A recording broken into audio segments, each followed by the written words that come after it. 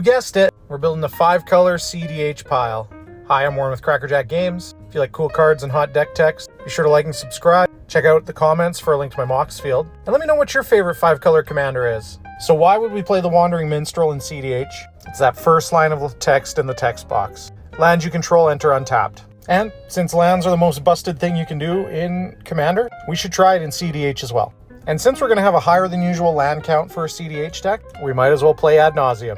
Now, to go along with the Wandering Minstrel, we're also playing Arkelos, Lagoon Mystic. Permanents enter untapped for us and tapped for our opponents if you build it right. So like I said, this is an Ad Nauseam deck. At some point, we're going to try and tutor for this, spend 5 mana, and put 30, 40, 50 cards into our hand. And like any good cEDH deck, from there, it's really just a matter of putting the cards in sequence.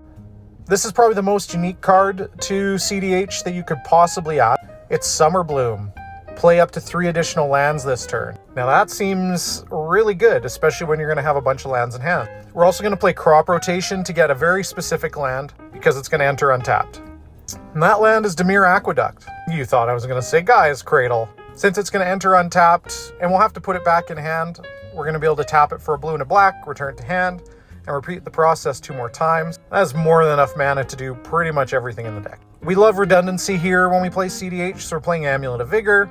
Our permanents may enter tapped, but they will untap. And we're also playing all of the intuition lines we could possibly squeeze into the deck. If you've never seen intuition before, you get to search your library for 3 cards and have an opponent put 1 in your hand and 2 in your graveyard. Conveniently, you're going to choose 3 cards that no matter what happens, you get to win the game. So we get Brain Freeze and Underworld Breach and Savine's Reclamation. And with Savine's Reclamation, we'll be able to put Underworld Breach into play no matter what. And from there, we mill our whole deck.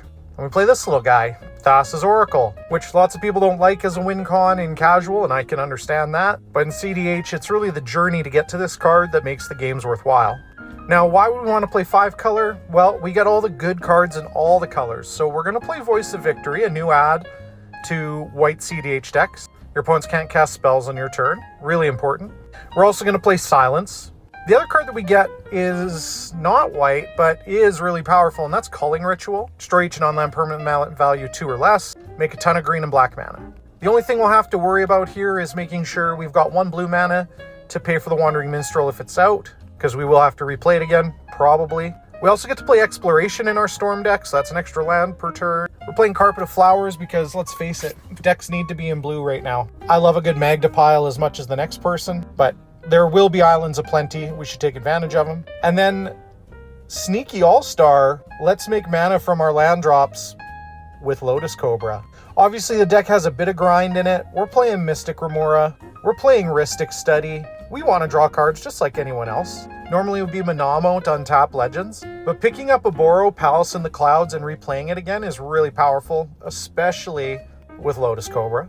And because we can get into black cards fairly easily, we're playing Beseech the Mirror, which can do a lot of good things for us, but it definitely gets Song of Creation, and that's a nice little legacy throwback. Gets us extra lands per turn and lets us draw some more cards. So 5-color untapped lands, making multiple land drops, playing all the good cards in all the good colors, and hopefully winning with a great combo. If you've ever wanted to try a 5-color deck and were unsure where to go, this might be the place. Hope this helps.